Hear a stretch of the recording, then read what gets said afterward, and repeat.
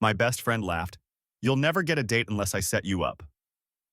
A month later, his girlfriend set me up, with herself. He found out when she posted the photo. I'm Alex, 27, male. And honestly, I don't even know how to start this without sounding pathetic. My best friend, Ryan, 28, male, has been in my life since we were awkward middle school kids trading Pokemon cards and getting grounded together. He's always been the loud one, the funny one, the guy who fills every silence with a joke. I was the quieter one, the background friend, the guy people forgot was even in the room until Ryan dragged me into the conversation. We've been through everything together: college parties, breakups, crappy first jobs. He was the first person I called when my dad passed away, and I was the guy holding his phone while he sobbed after his mom's cancer diagnosis. That's how close we've always been. Or at least, that's what I thought. But here's the thing about Ryan. His jokes always cut a little deeper when they're aimed at me. He teases everyone, but with me, it feels like he's carving something open. He'll say, Alex, you couldn't flirt your way out of a paper bag. Or, man, if we lined up every girl you've had a crush on, they'd all have restraining orders by now. He laughs, and everyone else laughs, and I laugh too because what else am I supposed to do? Then there was that night a month ago. We were at his apartment with a few friends, half drunk on cheap whiskey, playing cards. I don't even remember what sparked it, but Ryan leaned back in his chair, grinned, and said, Let's be real, Alex. You'll never get a date unless I set you up. Everyone laughed, including his girlfriend, Emma, 26, female. That one stung. Not because it was new, he's said stuff like that before, but because Emma laughed too. And she didn't laugh politely, she threw her head back and clapped her hands like it was the funniest thing she'd heard in years. I forced a smile, but inside I felt like someone had poured acid on my chest. The crazy part? Emma has always been kind to me. She's this warm, sharp-witted person who remembers the little things. Like how I take my coffee, or that my favorite movie is one she hadn't seen until I made her watch it. She teases Ryan, but she listens to me. Really listens. And I'd be lying if I said I hadn't noticed the way her eyes linger sometimes. But she was Ryan's girlfriend. Off limits. Always off limits. Still, the sting from that night stayed with me. I couldn't shake it. I kept replaying it in my head, Ryan smirking, Emma laughing, me sitting there like a loser. I didn't know then how quickly everything was about to flip upside down. The week after Ryan's little "you'll never get a date" performance, I couldn't look at him the same way. Don't get me wrong. I've always known Ryan was a little arrogant, but that night stripped something bare. It was like he'd said out loud what he'd secretly thought all along, that I was his sidekick, the punchline to his jokes, the friend he kept around because I made him look better by comparison. And then there was Emma. I couldn't shake the sound of her laugh. It wasn't cruel exactly, but it hit harder than Ryan's jab. Maybe because I'd trusted her to be different. Emma was supposed to be the kind one, the person who noticed when I disappeared into the background. I started pulling back, declining invites, leaving texts unanswered. If Ryan noticed, he didn't mention it. He was too busy bragging about some promotion at work or posting Instagram stories of Emma kissing his cheek at rooftop bars. But Emma noticed. She texted me one night. Hey, haven't seen you around. Everything okay? I stared at that message for an hour before replying. I told her I was fine, just busy. She didn't buy it. A few days later, she called me. Not Ryan. Emma. Her voice was softer than usual. Alex, don't let Ryan get to you. You know how he is. He jokes to cover everything. I didn't mean to laugh, I didn't want it to get awkward. I wanted to believe her, but I also wanted to hang up before my voice cracked. Instead, we talked for 2 hours. Not about Ryan, not about anything serious, just movies, dumb hypotheticals, the kind of late-night conversation that makes the world feel smaller. I hung up feeling lighter, but also guilty as hell. That guilt didn't stop me from picking up the next time she called. Or the time after that. Before I knew it, we were talking almost every night. Ryan had no idea. And Emma, she wasn't flirting, not exactly, but she was opening up in ways I knew she didn't with him. She told me how Ryan's arrogance grated on her sometimes, how he never listened when she talked about her job, how she felt like she was dating a performance instead of a person. There was one night that still plays on repeat in my head. I'd had a rough day at work and Emma said, "Come over, just hang out." Ryan was out of town on some work trip, and she swore it was just as friends. I told myself the same thing as I sat on her couch, nursing a beer while she curled up on the other side. We talked until 2 a.m. At one point, she reached over and squeezed my hand. "You're not invisible, Alex. Not to me." I swear the room went silent except for my own heartbeat. That was the first time I realized this wasn't just friendship, at least not anymore. I should have left then. I didn't. After that night at Emma's apartment, everything between us shifted. We didn't kiss, didn't even cuddle, but the air was thick with something unsaid. That squeeze of her hand felt louder than words, louder than anything Ryan had ever said to me. The guilt was eating me alive. Every time Ryan called me bro or sent me a meme, I felt like I was carrying dynamite in my chest. I wanted to tell him. I wanted to confess to someone. But how do you even explain it? "Hey man, remember that girlfriend you like parading around? She calls me at night when you're asleep. She says I make her feel heard." So I swallowed it down. And Emma didn't stop. The texts started coming during the day. Little things at first. "This meeting is killing me," or "What do you want for lunch if I swing by?" Then came the photos. Nothing scandalous, but personal. A selfie in her car, hair messy, no makeup. A picture of her cat sprawled across her laptop. The kind of stuff you don't send unless you want the other person to see you unfiltered. And I saved every single one like an idiot. 2 weeks after Ryan's joke, Emma asked if I wanted to go to a concert with her. "Ryan hates this band," she said, grinning. "He'll never go with me. But you like them, right?" I hesitated. Every alarm bell in my head was screaming. But then I pictured her going alone, or worse, asking someone else, and I said yes. That night is burned into me. The music was loud, the crowd was packed, and Emma danced like no one else existed.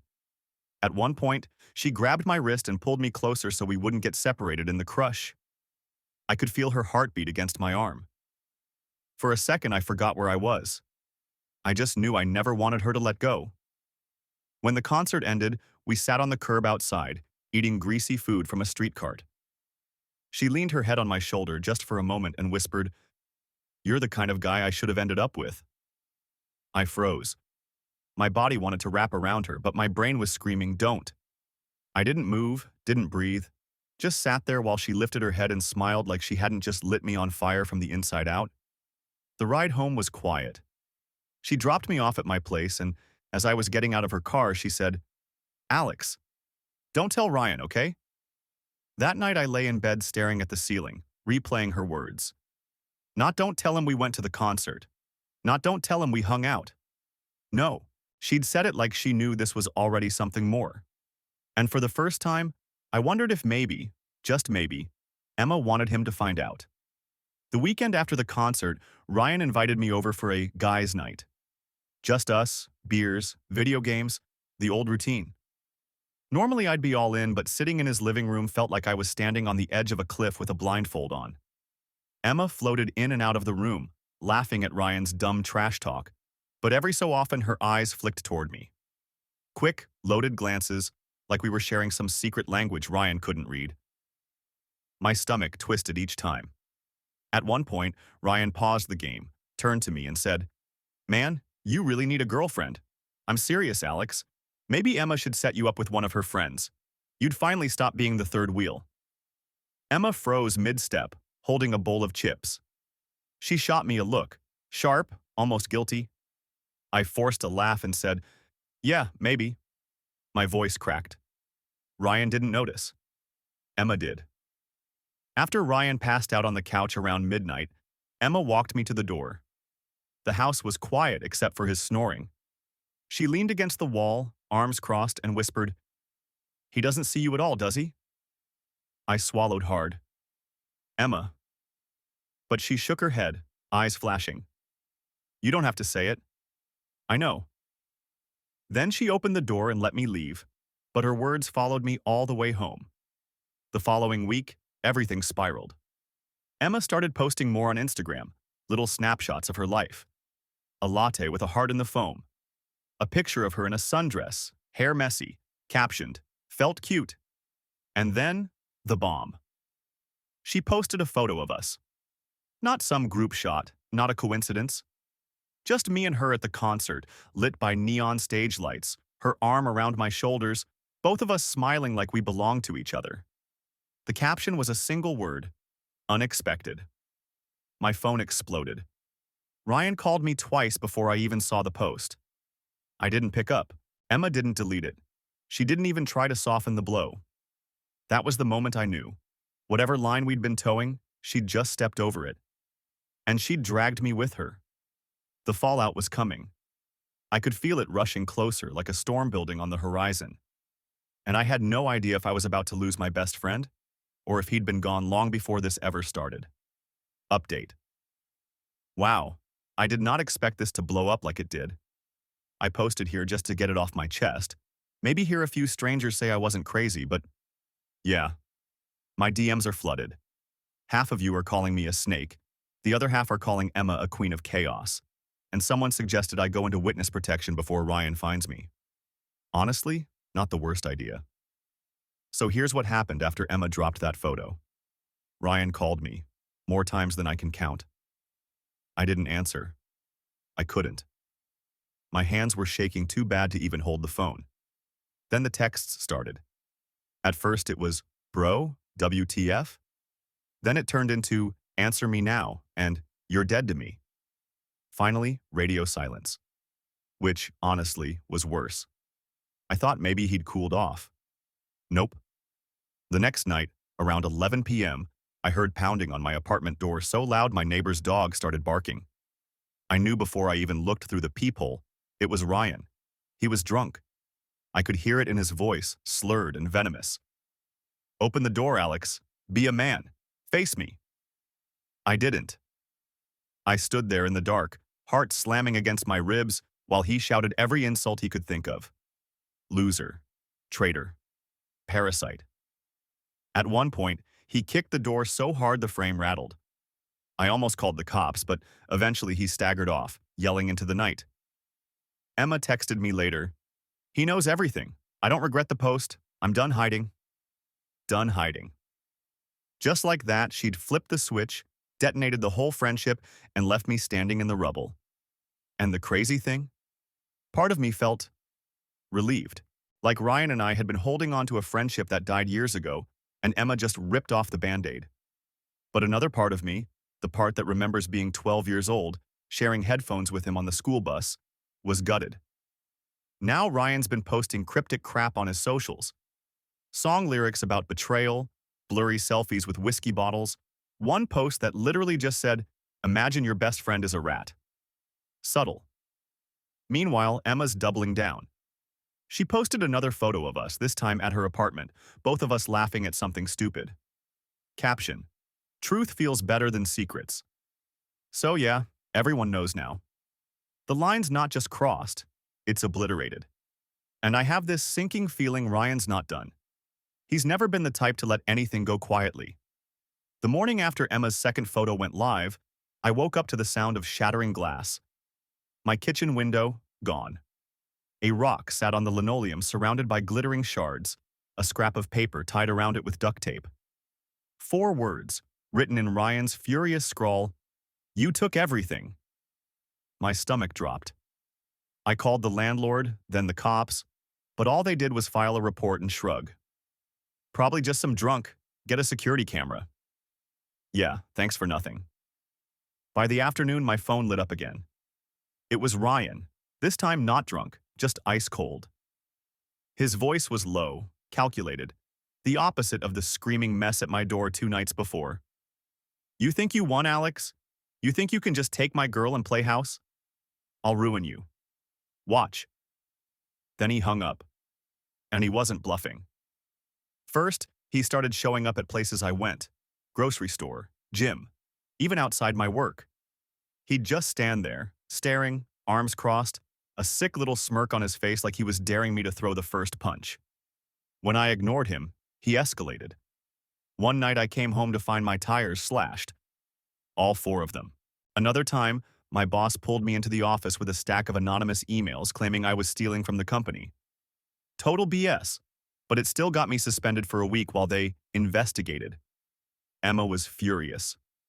"He's unraveling, Alex. We need to call the police." But I knew Ryan. Cops wouldn't scare him. They'd just feed his victim complex. No, he needed something worse, something that would stick. That's when I got the idea.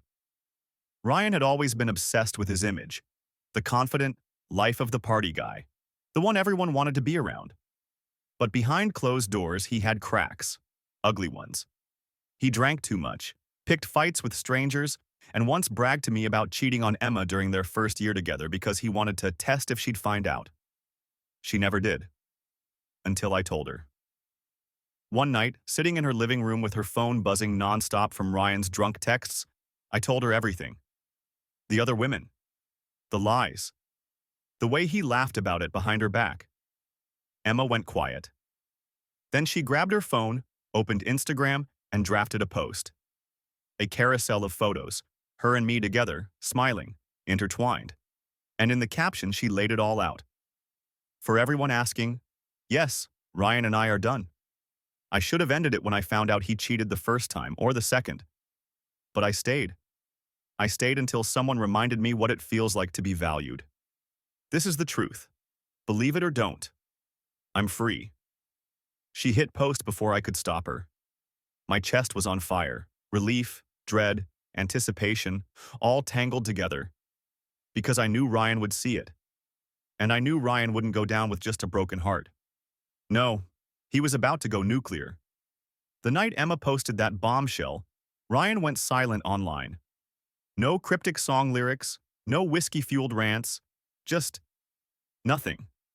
That scared me more than anything. 2 days later, I found out why. Emma and I were grabbing dinner at this low-key Italian place, tucked in a corner booth, trying to pretend life was normal for one night. Halfway through our pasta, I felt the air shift, like when you sense a storm before you see the lightning. I looked up. Ryan. Standing at the entrance, eyes locked on us. He didn't walk over. He stormed. People turned to stare as he shoved through tables, knocking over a glass of wine. When he reached our booth, he slammed both fists down so hard the silverware jumped. "You think this is funny?" he hissed, voice loud enough for half the restaurant to hear. "Parading around like you won?" Emma's hand slipped into mine under the table, but Ryan saw it. That tiny gesture snapped him. He grabbed my shirt collar, yanked me halfway across the table. Plates crashed to the floor. I thought he was going to headbutt me right there in front of everyone. "Ryan, stop!" Emma shouted, shoving at his arm. A waiter tried to intervene, but Ryan swung. Barely missed him, but enough to make the guy stumble back. Chaos erupted. I shoved Ryan off me, hard. He stumbled, caught himself, then grabbed one of the wine bottles off the next table and hurled it at the wall. Red wine exploded across the plaster like blood. Someone screamed. Someone else pulled out a phone. That's when the cops showed up. Apparently, someone had called the second he walked in like a maniac. They dragged him out kicking and screaming, his voice echoing through the restaurant. "You betrayed me, Alex! I'll burn your life down!" The cops cuffed him in the parking lot while Emma and I stood frozen inside, hands trembling, hearts racing. But if I thought that was the end of it, I was dead wrong. The next morning, I woke up to dozens of missed calls, texts, notifications. Ryan had gone live on Instagram at 3 a.m., ranting, screaming, crying, saying Emma was a cheater, I was a backstabber, and that he had proof. Proof that turned out to be a bunch of old screenshots of conversations between me and him, edited to make it look like I'd been plotting this for months. He tagged mutual friends, family, even my coworkers. By the time I walked into work, people were whispering. And just when I thought it couldn't get worse, my car. Windshield smashed. Rat, spray painted across the hood in neon orange. Emma wanted me to file charges. I knew she was right. But another part of me, the part that had been humiliated for years, treated like the sidekick, laughed at in front of everyone, wanted something else. I didn't just want Ryan to stop. I wanted him to drown in his own chaos. And I finally knew how. Update 2. So, remember when I said Ryan wouldn't go down quietly? Yeah, he didn't just go down screaming. He tried to take the whole damn building with him. Quick recap for anyone new. Emma and I are together now. Ryan, my former best friend, found out via Emma's Instagram. Since then, he's smashed my window, slashed my tires, tried to get me fired, and basically turned into the Joker without the makeup. But the restaurant incident? That was peak insanity. Some of y'all joked he'd crash our date. Congrats. You manifested it.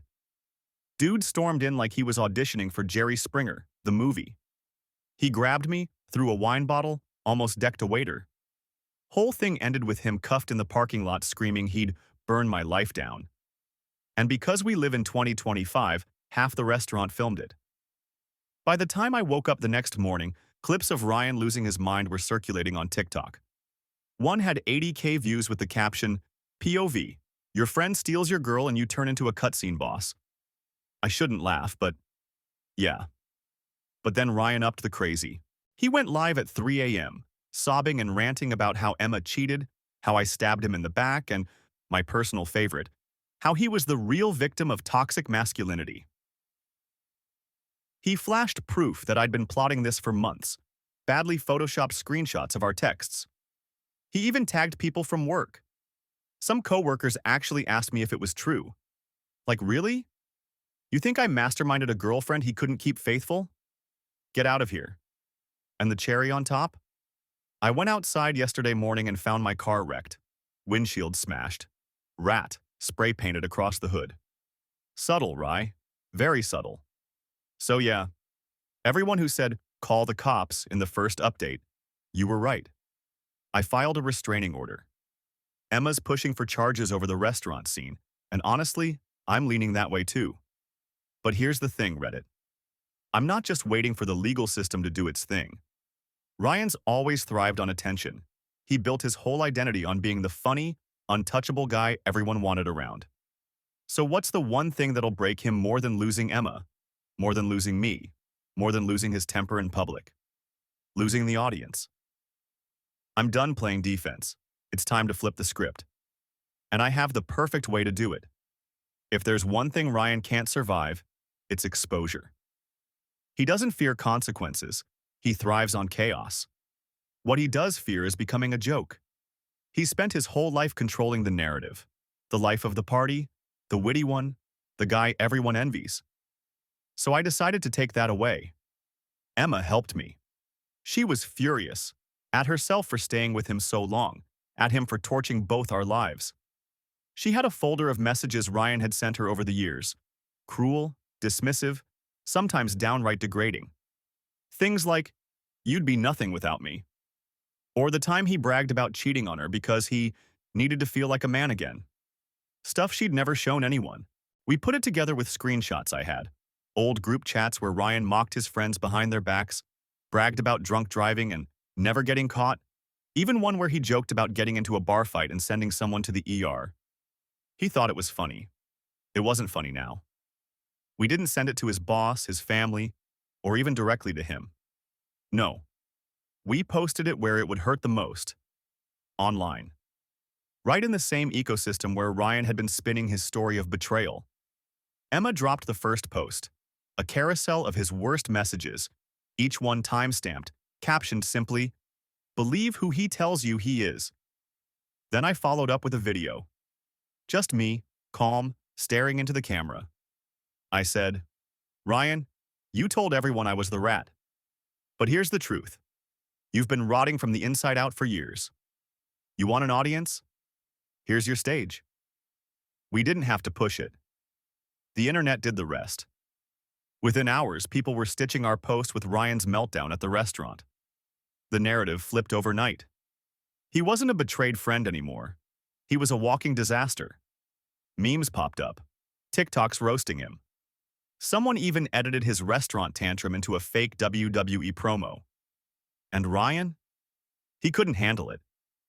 At first, he tried to clap back, long rants about fake screenshots and toxic cancel culture. But the receipts were too clear. The more he fought, the deeper he sank. His follower count tanked. Friends unfollowed. His own cousin commented, "Man, this is embarrassing. log off. The best part? His job caught wind. Turns out his company didn't love the bar fight joke being tied to their name. He's now taking an indefinite leave, which is corporate speak for don't come back. I should have felt triumphant, and part of me did, but another part of me just felt hollow. This wasn't just revenge, it was the death of a friendship that had defined half my life. Still, watching Ryan's empire of jokes collapse around him was the closest thing to closure I was ever going to get. And I wasn't done yet. Because Ryan had taken shots at me publicly, vandalized my home, and threatened my job. I wasn't just going to leave him exposed, I was going to leave him alone. Utterly, completely alone. The week after Emma and I went public with the receipts, Ryan vanished. No more rants, no more cryptic posts, just silence. It was eerie. After months of him flooding my life with chaos, I almost didn't trust the quiet. Then word started trickling in. A mutual friend told me Ryan got kicked out of his apartment. Apparently, he trashed the place during a drunken spiral, and his landlord had enough. Another said he'd been spotted at a dive bar, alone, begging the bartender to let him start a tab. I didn't reach out. Neither did Emma. We didn't have to. Ryan had always needed an audience, and now he had none. But then, one last twist. Late one night, my phone buzzed. Unknown number. I almost ignored it, but curiosity got the better of me. It was Ryan. His voice was wrecked, raw, like he'd been crying for hours. "You won, man," he whispered. "I've got nothing. No job, no friends. Emma's gone. You ruined me." For a second, I almost pitied him. Almost. But then I remembered every window he smashed, every lie he spread, every time he made me the butt of his jokes just to feel bigger. I remembered the fear in Emma's eyes when he stormed into that restaurant. So I told him the truth. "I didn't ruin you, Ryan. You did that all by yourself. I just stopped covering for you." Silence. Then he hung up. The next morning, Emma and I blocked his new number. Deleted every trace of him from our lives. Mutual friends asked if we wanted to know updates on how he was doing. We told them no. If Ryan wanted an audience, he'd have to find it somewhere else. Weeks later, I saw him once, by accident. I was walking downtown with Emma, and there he was, sitting on a bench outside a convenience store. Hair messy, clothes wrinkled, a plastic bag of cheap beer at his feet. For the first time in my life, he looked small. Not the larger-than-life clown who'd always filled the room, not the self-proclaimed alpha. Just a man who'd burned everything around him and was left with the ashes. He didn't notice us. Or maybe he did and pretended not to. Either way, we kept walking. That was the final revenge. Not the posts, not the memes, not even the job loss. The real revenge was that Ryan, who spent his entire life needing to be seen, was now invisible. And for the first time since all of this began, I felt free.